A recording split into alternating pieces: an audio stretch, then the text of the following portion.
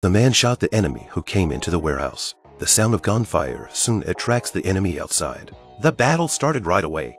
Seeing the strong firepower of the other side, Vil hurriedly told Kate to hide. Kate knew she couldn't help much, so she did as Vil said and dragged the package of bombs under the floor. Vil is able to maneuver with his opponent. Seeing that he couldn't overpower them, he picked up a nearby gas gun and threw it. The explosion took out a bunch of them. Then he quickly rushed outside and started to harvest Steen's remaining men. He shot one enemy at a time.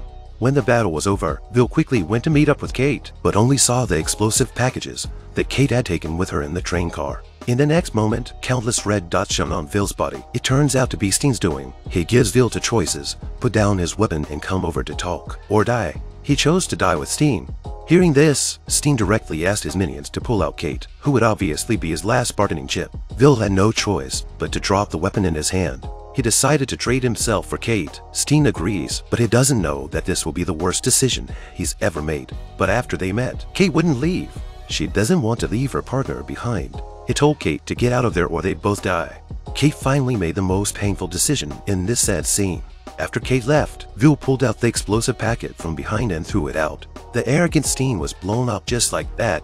And Kate, who heard the explosion, was saddened, but in the next second, she saw Vil push open the door and walk out. Many times of life and death friendship, so Kate has long had a different feeling for this rude strong man. On the way back, Kate asks Vil what happened between the CIA and Claude. Vil says it's because Claude's work is so good that Claude is being watched by the CIA. So Claude's targets are no longer the little guys and the hoodlums. They sent Claude to take out a political rival, the current Russian president, Kostov. Claude chose to refuse, so he ended up getting retaliated against by the CIA. They leaked the information to the Russians, and Claude's wife and son died. So Claude created this whole thing to make America pay. Now Claude's gone completely insane. To keep things from getting worse, they have to find Claude and end it. Soon after, Jack arrived in Greece with the key. For national security reasons, Jack finally agreed to pay the $100 million in bitcoins. But surprisingly, the first thing Jack did when he saw Vil was to sack him and send Kate to deliver the money alone. Vil didn't react to that. He just got up and came over to Jack's side. He said to Jack, "You're probably the stupidest public official I've ever seen in my life." The woman proceeded to deliver the USB stick with a key to the agreed location as requested by the hacker. But just before Kate could make the connection, a man suddenly rushed out and covered her mouth, and it was none other than Vil, because Vil knew it was too cruel to risk a girl's life. So, he stuffed Kate's locator device into his pocket, then made Kate take off the microcommunicator and threw it on the ground and stomped on it. He gave Kate the keys to his car and told her to meet him outside. He took the key to the basement where the two sides met. But when Vil got to the basement, he only saw a computer. So he took out the key, connected it to the computer, pressed the code, and the transfer began. At the same time, Claude called. He told Vil that he would never let the CIA go. They didn't keep their word, released their information, and killed his wife and daughter. They'll have to pay for that too.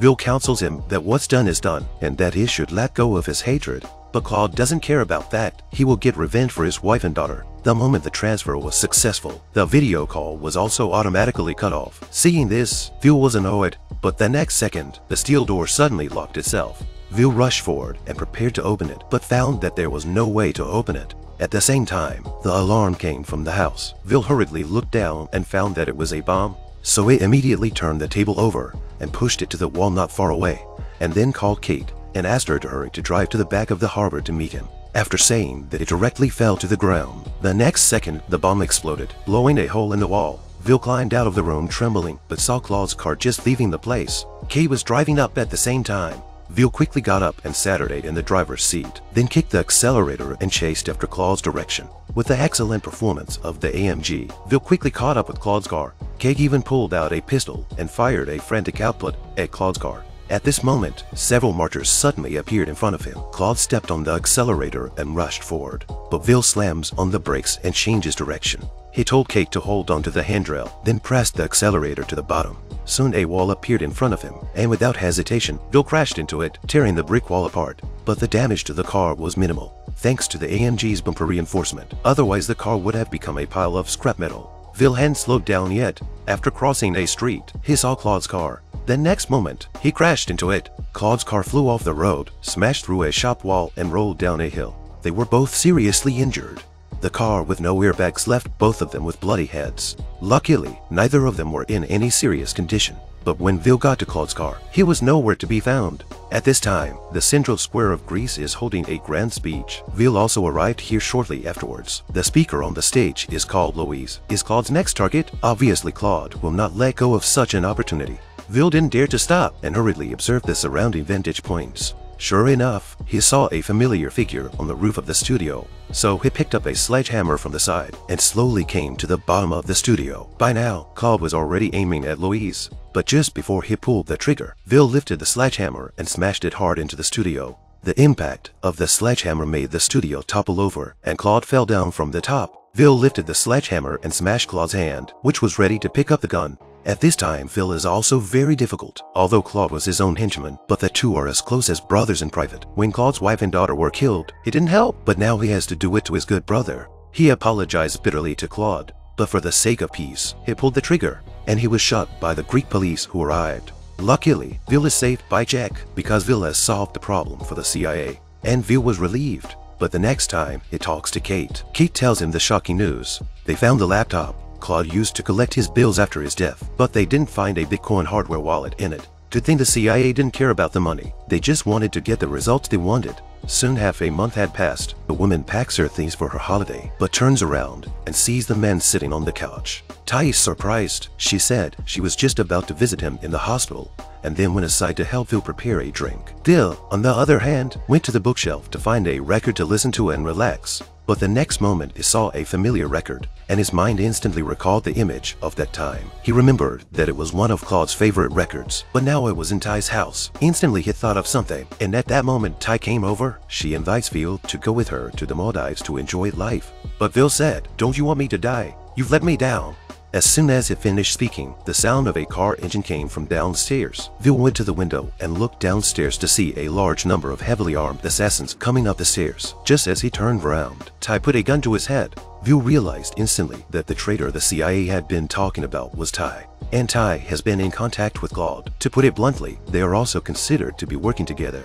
Even the $100 million in Bitcoins that disappeared went into Tai's pocket. At this point, Tai stopped pretending. She told Vil that the guys downstairs were after him. She left the room with her suitcase. Vil looked downstairs, put down his glass of wine, and went to the bookshelf, took a record out of it, took it out of the bag, and put it in the oven and adjusted the temperature. He then went out onto the balcony to hide. No sooner had he done this than a heavily armed mob broke down the door and came in. They started searching the house. The next thing they knew, the alarm was blaring.